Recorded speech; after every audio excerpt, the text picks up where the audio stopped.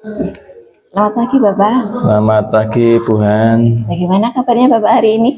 Alhamdulillah pagi ini sehat. Alhamdulillah. Sebelumnya saya mengucapkan terima kasih Bapak atas tersedianya waktu untuk saya untuk melakukan sedikit wawancara kaitannya dengan tugas saya sebagai guru penggerak. Nanti di sini saya akan mengajukan beberapa pertanyaan. Apabila Bapak berkenan untuk menjawabnya, tetapi nanti apabila tidak berkenan, tidak apa-apa untuk tidak menjawab. Ya, terima kasih Bu Han. Nanti bisa saya akan saya bantu. Oke Bapak. Jadi ini pertanyaan yang pertama. Jadi selama Bapak menjabat sebagai kepala sekolah itu, bagaimana Bapak mengidentifikasi kasus-kasus yang masuk ke dilema etika atau bujukan moral? Ya. Terima kasih Bu Han untuk cara mengidentifikasi yaitu dengan mempelajari dan menyimpulkan kasus yang terjadi. Nah, selanjutnya kesimpulan yang kami dapatkan nanti akan saya pakai untuk menindaklanjuti pengambilan keputusan baik yang berkaitan dengan dilema etika maupun bujukan moral. Seperti itu. Terima kasih Bapak. Kemudian pertanyaan selanjutnya itu, bagaimana Bapak menjalankan keputusan yang sudah diambil, di mana ketika mengambil keputusan itu kan Bapak dihadapkan pada pilihan yang sama-sama kuatnya, istilahnya itu yang ini juga benar, yang ini juga benar. Bagaimana Bapak menjalankannya, keputusan tersebut? Baik, jika ada dua kepentingan yang sama-sama benar, maka saya akan melakukan analisis yang mendalam. Apapun yang saya putuskan harus berdasarkan berbagai pertimbangan yang matang, terukur, dan dapat dipertanggungjawabkan. Itu Bu. Luar biasa sekali Bapak. Kemudian langkah-langkah atau prosedur seperti apa yang sudah Bapak lakukan selama ini? Langkah-langkah yang sudah saya lakukan, yang pertama kalau ada kasus, yaitu dengan mengidentifikasi masalah. Kalau sudah, nanti saya akan mengumpulkan informasi tentang kebenaran dari masalah tersebut. Setelah itu, saya akan identifikasi alternatif pemecahannya, kemudian akan saya evaluasi alternatif itu, kemudian akan saya pilih alternatif yang terbaik, baru nanti akan saya ambil keputusan yang terbaik. Gitu. Biasa sekali. Kemudian selanjutnya Bapak, hal-hal apa saja yang selama ini Bapak anggap paling efektif ya dalam pengambilan keputusan pada kasus-kasus yang ada dilemanya tersebut Bapak? Ada tiga prinsip ya, ada tiga prinsip yang saya gunakan. Yang pertama yaitu dengan berpikir berbasis hasil akhir. Kemudian yang kedua berorientasi pada aturan yang benar. Jadi tentunya aturan yang ada di sekolah ini. Kemudian yang ketiga saya akan mengutamakan rasa peduli. Itu. Nah, kemudian ini ketika mengambil keputusan itu tentunya Bapak itu dihadapkan pada tantangan-tantangan. Nah, tantangan-tantangan apa yang Bapak hadapi selama ini? Tantangan itu ada banyak sekali, misalnya bisa berupa tekanan sosial, bisa perubahan nilai dalam masyarakat, bisa juga konflik kepentingan. Jadi intinya tidak ada solusi yang jelas dan sesuai dengan norma etika. Itu. Kemudian ketika ada suatu masalah, ini apakah Bapak itu mempunyai jadwal tersendiri atau mungkin diselesaikan saat itu juga Bapak? Jika ada masalah itu ada kasus yang harus dipecahkan. Ya, menyesuaikan dengan kasus yang dilema etika dan disesuaikan dengan kasus yang muncul. Kalau memang kasus itu sangat-sangat urgen, jadi harus segera ditangani, maka akan langsung diselesaikan. Tidak bisa ditunda-tunda. Nah, di prosedurnya yaitu dengan merumuskan masalah, ya, kemudian menelaah masalah tersebut, kemudian merumuskan hipotesisnya, setelah itu mengumpulkan data, kemudian membuktikan hipotesis, dan akhirnya terjadilah penyelesaiannya. Gitu. Itu tadi tantangan-tantangannya. Kemudian adakah faktor-faktor yang mempermudah Bapak ketika mengambil keputusan itu apa? Yang membantu saya untuk memudah keputusan, yang pertama adanya hubungan yang harmonis dengan unsur-unsur yang ada di sekolah ini. baik itu guru, tata usaha maupun dari staf pesuruh. Kemudian juga adanya kerjasama yang saling membantu antara kepala sekolah dengan guru, seperti itu. Ini pertanyaan terakhir saya Bapak. Jadi dari pengalaman Bapak mengambil keputusan-keputusan tersebut, hal apa yang bisa Bapak petik dari yang sudah pernah dilakukan tersebut?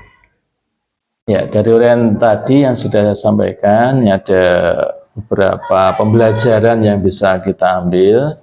Yang pertama, jadi dalam mengambil keputusan, kita tidak boleh tergesa-gesa ya, atau sembarangan.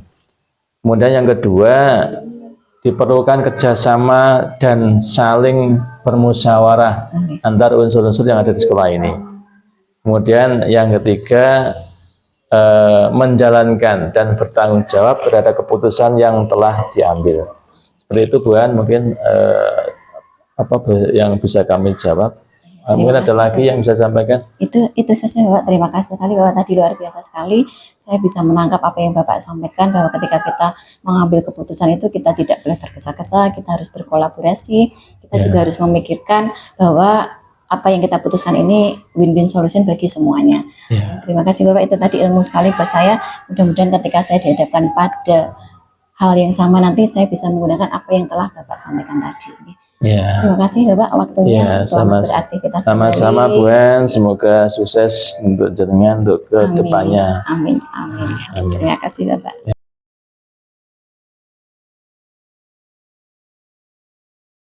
Selamat pagi Bapak. Pagi. Bagaimana kabarnya Bapak hari ini? Alhamdulillah kondisi sehat.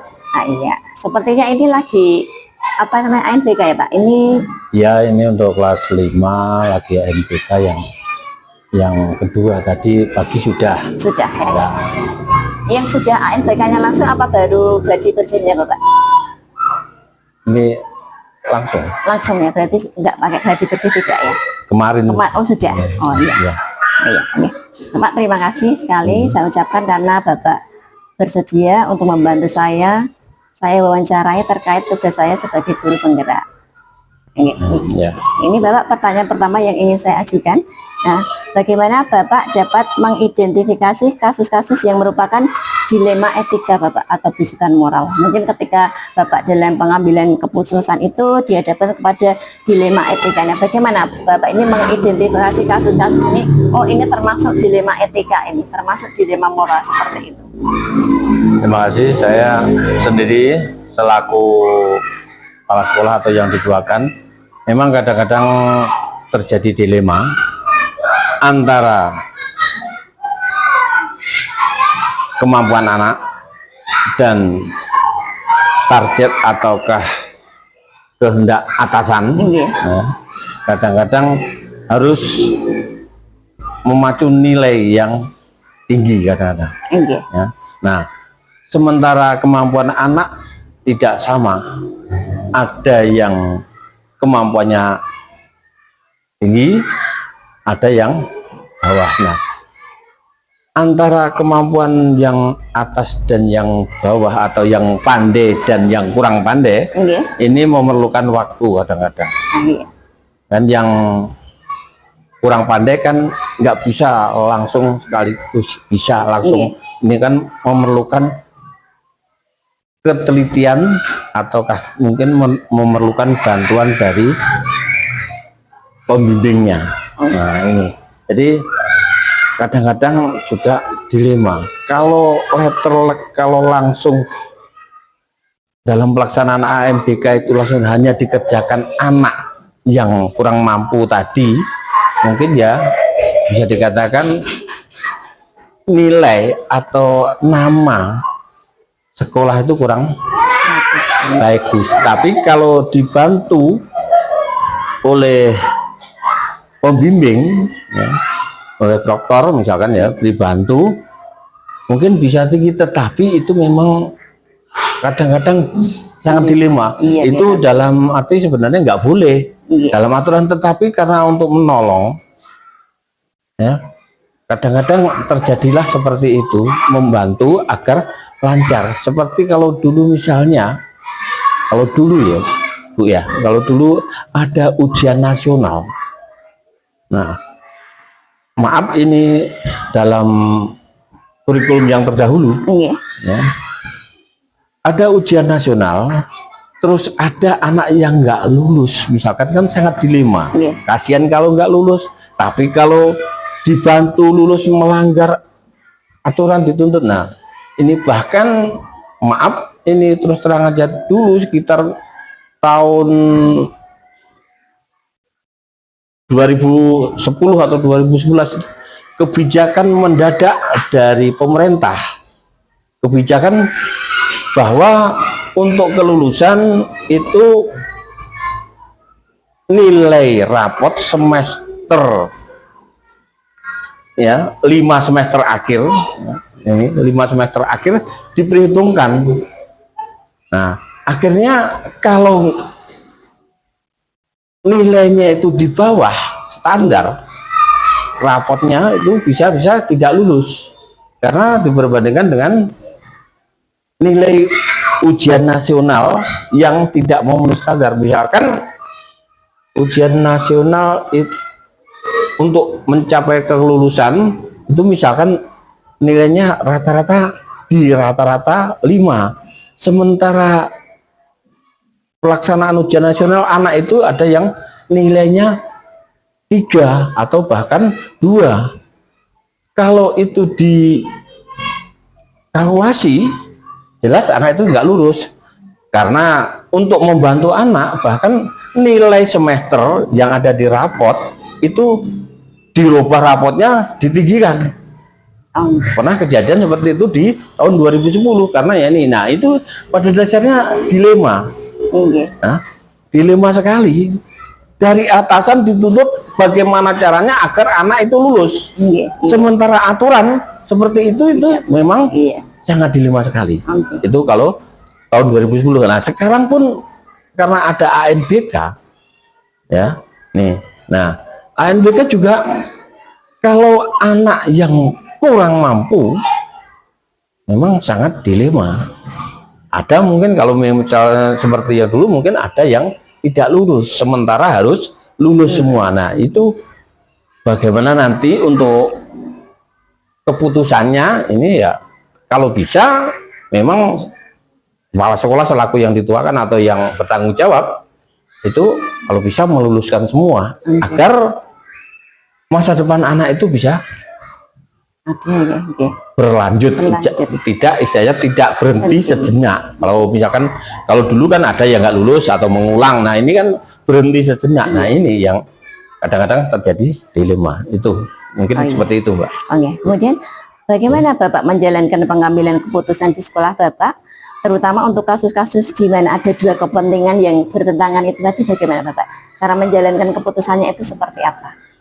Untuk menjalankan keputusannya ya, karena ini tadi saya katakan dilema ya, kita harus pandai-pandai mensiasatinya ya. Bagaimanapun ya, kalau kita terlalu tega pada anak, mempeto misalnya ini tidak lulus misalnya, itu kan ya tadi kasihan, ada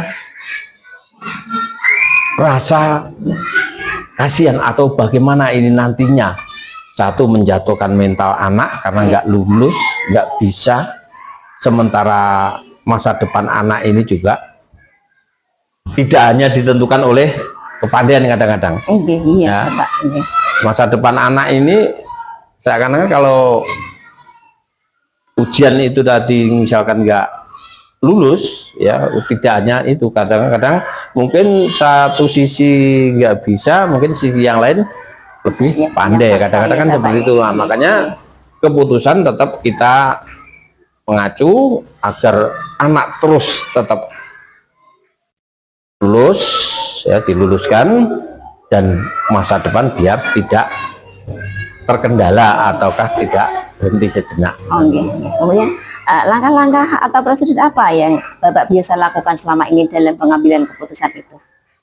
Langkah-langkahnya kalau saya ya musyawarah dengan Pak Ibu Guru, ya, musyawarah dengan Bapak Ibu Guru, menimbang, mengingat dan memutuskan bagaimana ini kalau diluluskan, bagaimana kalau tidak diluluskan, maka ditimbang-timbang di situ dengan orang tuanya mungkin dipanggil, nah agar semua bisa berjalan dengan baik ya. Jadi langkah-langkahnya ya satu, dibuka sekalian ya, memang maksud saya dibuka beritahu orang tuanya bahwa oh ini nilainya seperti ini, terus ini kalau tidak lulus misalkan tidak ini, maka ambillah keputusan musyawarah tadi, mufakat yang terbaik yang kita pakai demi kelancaran atau keberhasilan anak itu sendiri. Oh iya, Nah, itu. Bapak. Jadi, ya, ketika pengambilan keputusan itu tentunya menemui banyak tantangan ya Bapak. Jadi tantangan apa yang Bapak temui ketika proses pengambilan keputusan tersebut? Nah, tantangannya kadang-kadang ya memang dilema tadi.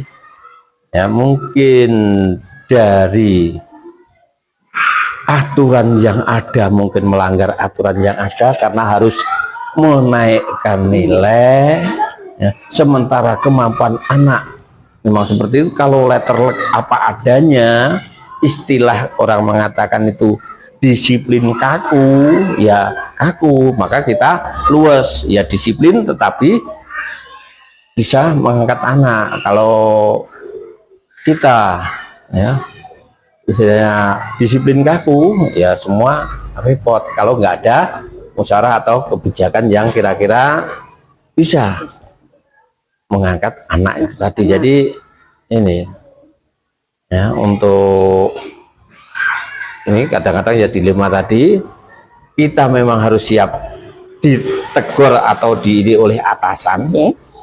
Nah ini kok diluluskan misalnya kan, oh ini kok nilainya ditambah dikatrol, tapi kan tujuannya demi anak, bukan untuk mematikan anak, yang intinya itu.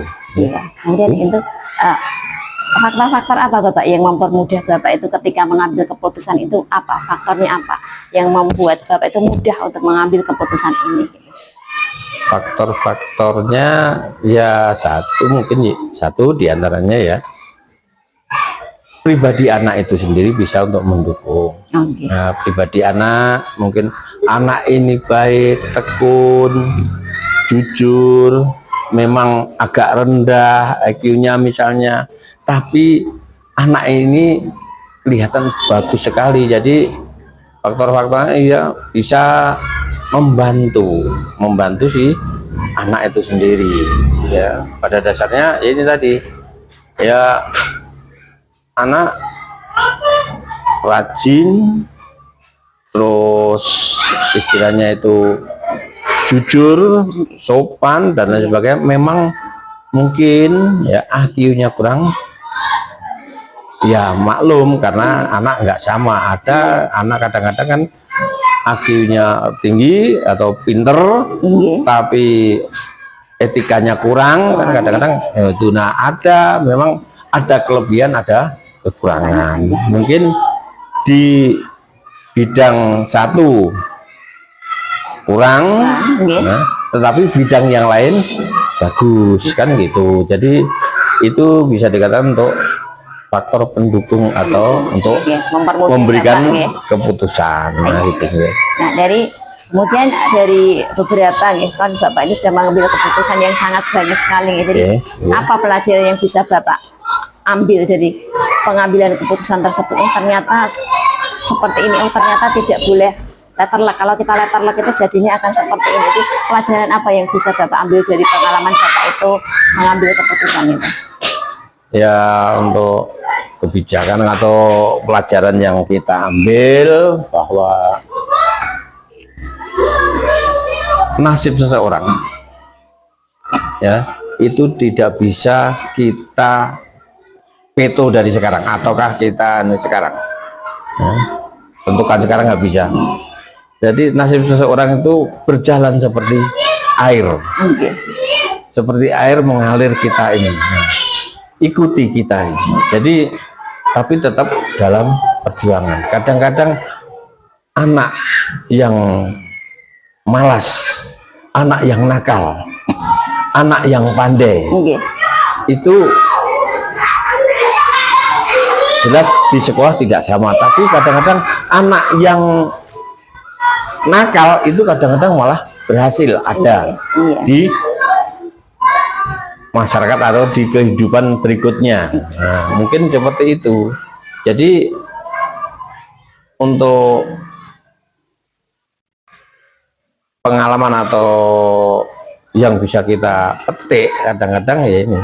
Jadi anak itu macam-macam sifatnya, Nggih. ya macam-macam apa untuk kelakuannya. Jadi ya ini tadi kadang-kadang anak yang nakal bisa berhasil karena pergaulannya luas dari pergaulan. Kadang-kadang teman atau dalam pergaulan itu yang menentukan kadang-kadang nasib si anak. Ya. Nah ini jadi kadang-kadang anak yang pandai karena letterlek ataukah bisa dikatakan hanya textbook itu kadang-kadang juga dalam kehidupan masyarakat juga berat kadang-kadang kan karena selalu textbook. Tapi kalau pergaulan biasa karena pada dasarnya atau misalnya dikatakan kerjaan atau rezeki atau keberhasilan itu kadang-kadang dari lingkungannya juga bisa menentukan. Nah, itu kira-kira seperti itu yang bisa. Terima kasih Bapak. Ini tadi saya mengamati dari apa yang Bapak sampaikan. Kurang lebih keputusan Bapak itu berhati-hati sekali, dan saya lihat tadi memang Bapak itu mengutamakan kepentingan anak, kepentingan murid, ya. Dimana memang nilai itu kan terkadang kan tidak bisa menjadi salah satu sumber keberhasilan mereka, ya. Apalagi di masa sekarang ini kan memang kita itu krisis akan karakter, ya. Di karakter tadi begitu dipertimbangkan. Terima kasih sekali Bapak telah memberikan wawasan kepada saya. Ini sungguh sangat luar biasa. Nanti bisa saya pakai ilmunya, saya gunakan bagaimana nanti mungkin saya dihadapkan pada situasi yang sama dengan apa yang dihadapi Bapak, dan ini mungkin sekali akan mempermudah saya dalam pengambil keputusan tersebut. Saya mengucapkan sekali lagi terima kasih Bapak. Mohon maaf saya mengganggu waktu Bapak yang sudah super sibuk, dan terima kasih atas jawaban Bapak tadi yang sudah luar biasa sekali. Selamat siang, selamat beraktivitas kembali. Selamat siang, dan ya mudah-mudahan itu nanti bisa sebagai untuk perbandingan atau kaca dalam mengambil keputusan di tingkat nantinya. Kalau saya ya ini tadi, apabila ada kata-kata yang kurang pas ya mohon dimaklumi atau dimaafkan. Tidak ada Bapak, ingat karena ya mendadak, jadi nggak ada persiapan atau apa, kita wawancara apa adanya. Jadi nanti kalau kira-kira yang nggak pas tolong diedit gitu aja. Ya. Terima kasih, sama-sama. Terima kasih ya Bapak.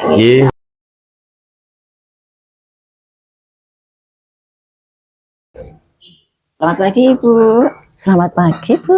Bagaimana kabarnya hari ini? Baik sekali, alhamdulillah. Ya, terima kasih ya Ibu telah meluangkan waktunya untuk membantu tugas saya sebagai guru penggerak, di mana ini sebenarnya Ibu harus segera menghadiri acara Dharma Wanita, nggih? Nggih, leres. Ini nanti saya akan mengajukan beberapa pertanyaan. Apabila nanti ada pertanyaan yang tidak berkenan, mungkin nanti bisa tidak dijawab. Oh siap, nggih.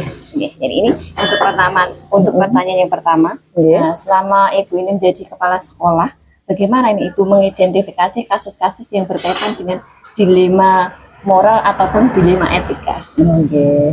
Pertama kita harus paham dulu nggih Mbak, kudu ngerti dhisik.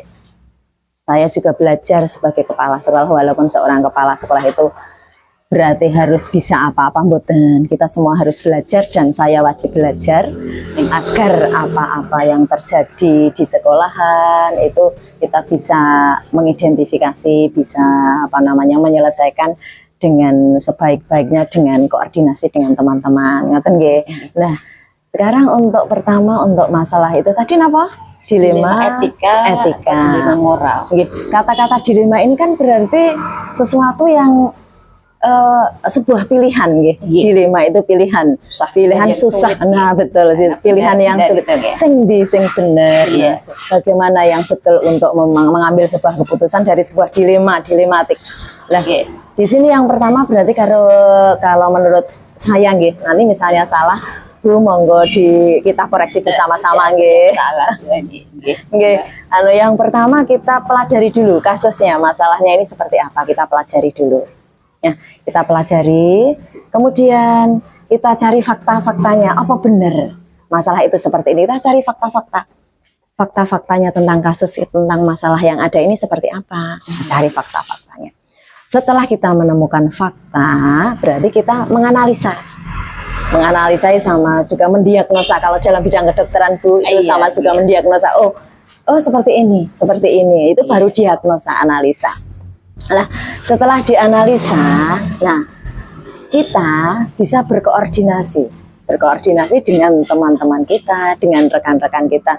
Ada seperti ini, bagaimana? Nah, itu teman-teman kan belum tentu teman-teman kita, walaupun kita kepala sekolah, saya kepala sekolah, teman-teman kita berarti tidak bisa apa-apa, kan tidak seperti itu. Berarti teman-teman bisa, mereka lebih baik dari kita, mereka bisa mempunyai pengalaman yang lebih dari kita. Nah, itu kita koordinasikan bersama. Nah, baru kita bisa mengambil keputusan dari yang kita satukan dari sebuah koordinasi itu. Jadi pengambilan keputusan tersebut bagaimana Ibu menjalankan keputusan tersebut, kaitannya dengan dilema etika sama dilema moral tadi, bagaimana menjalankan keputusannya tersebut? Menjalankannya, yang pertama kita sesuaikan dengan aturan yang ada. Aturan yang ada tentang kasus itu, aturannya bagaimana toh? Nah, kemudian walaupun ada aturan, karena itu sebuah dilema, kita sesuaikan dengan pengalaman kita sehari-hari, kehidupan kita sehari dan kondisi yang ada. Nah, kalau kita sudah menyatukan antara aturan dan kondisi yang ada, kita mengambil keputusannya, kita sesuaikan mawon. Jadi kondisi yang ada tidak harus sesuai dengan aturan. Nanti kalau aturan selalu kita nomor satukan, sedangkan situasi kondisinya tidak memungkinkan kita sesuaikan dengan aturan, kan nanti akan dilema juga. Nah, akhirnya sampun intinya kita sesuaikan dengan kondisi yang ada, kita sesuaikan dengan pengalaman kita dalam sehari-hari, nanti kita bisa mengambil dengan luas keputusan.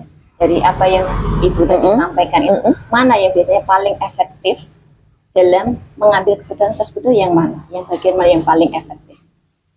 Yang paling efektif itu kita sebetulnya ya Bu ya, secara pengalaman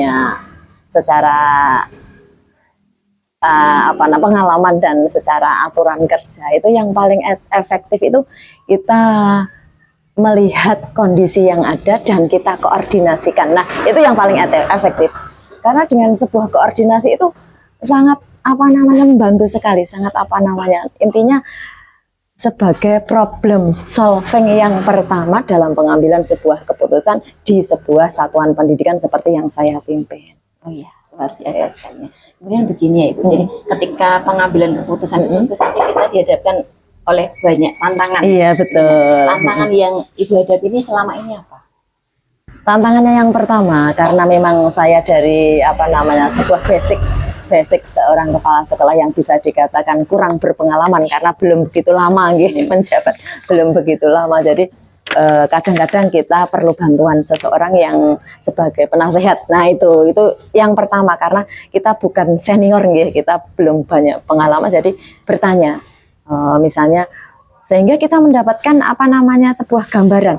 Oh, begini, walaupun tiap lembaga itu dengan kondisi yang berbeda itu.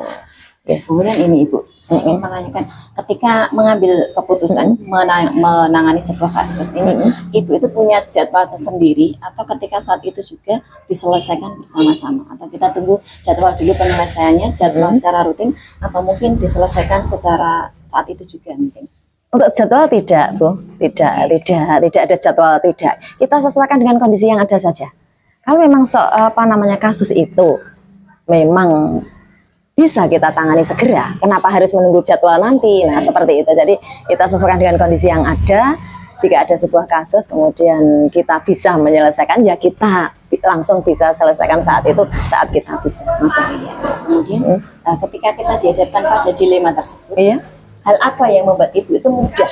Hal yang mempermudah ketika ibu membuat keputusan itu apa? Hal yang membuat ibu mudah, oh saya mengambilnya ini. Yang membantu ibu mengambil keputusan itu apa? Yang mempermudah untuk memutuskan keputusan yang diambil tersebut. Yang pertama itu sebuah pengalaman dari kehidupan sehari-hari itu. Karena itu jika kita ada kasus kemudian ada pengalaman, itu yang pertama menurut saya itu pengalaman itu sangat berharga untuk menyelesaikan sebuah masalah, itu pengalaman. Yang kedua itu sharing dengan teman-teman. Nah itu karena dengan sharing dengan teman-teman kita mendapatkan masukan. Nah itu dari pengalaman, dari sharing bisa kita kumpulkan, kita satukan. Nah itu akan menjadi sebuah solusi yang terbaik dalam sebuah menangani sebuah dilema. Oke, luar biasa sekali. Sekarang ini pertanyaan yang terakhir. Iya. Dari pengalaman ibu ini mengambil beberapa banyak keputusan, itu pelajaran apa yang bisa diambil? Ternyata kan, mengambil keputusan itu ternyata tidak boleh hanya memikirkan ini, hanya ini saja. Itu apa yang bisa diambil, yang dipetik pelajarannya dari pengambilan keputusan ibu tersebut tadi apa? Okay. Dalam mengambil sebuah keputusan kita tidak serta-merta langsung bisa diambil sebuah keputusan. Memang melalui tahapan-tahapan atau proses yang panjang yang pertama bisa mengidentifikasi dulu dengan mempelajari kasusnya yang ada, kemudian bisa selanjutnya dengan menganalisa dengan dari fakta-fakta yang ada, kemudian baru bisa mengambil sebuah keputusan, walaupun keputusan itu kadang-kadang memerlukan bantuan rekan-rekan kita dari saling berkoordinasi tadi. Nah intinya dalam mengambil keputusan harus memperhatikan banyak hal. Ingatan yang paling penting itu. Kemudian selanjutnya dalam pengambilan keputusan pun tidak boleh intinya sepihak. Jadi sepihak itu yang benar iki yang satu kita sampingkan. Jadi tidak boleh sepihak, semuanya bisa bekerja sama. Intinya yang selanjutnya perlu koordinasi, itu yang paling penting untuk di satuan pendidikan itu koordinasi yang paling penting itu yang paling penting, intinya yang paling penting koordinasi. Jadi semua dalam pengambilan keputusan itu semuanya tahu, semuanya paham, dan semuanya terbuka, semuanya memahami. Terima kasih Ibu Ani atas waktunya. Dari apa yang Ibu paparkan tadi sangat luar biasa dan memberi gambaran kepada saya. Dan ini sangat memberi manfaat sekali bagaimana ketika nanti mungkin saya dihadapkan pada kasus yang sama, mungkin saya akan mengambil langkah yang sama. Nanti bisa saya garis bawahi bahwa Bu Ani ini memang kolaborasi yang utama kolaborasi yang utama, dimana di situ nanti juga akan menghasilkan yang namanya itu mungkin kalau boleh saya katakan win-win solution ya. Jadi tidak hanya satu pihak yang istilahnya itu yang diuntungkan dari kebenangan ini, tetapi kedua belah pihak itu merasakan hal yang sama, mendapatkan manfaat dari keputusan tersebut. Iya, amin. Terima kasih ya Bu Ani. Ini mohon maaf mudah-mudahan nanti tindak Dharma Wanitanya itu tidak terlambat.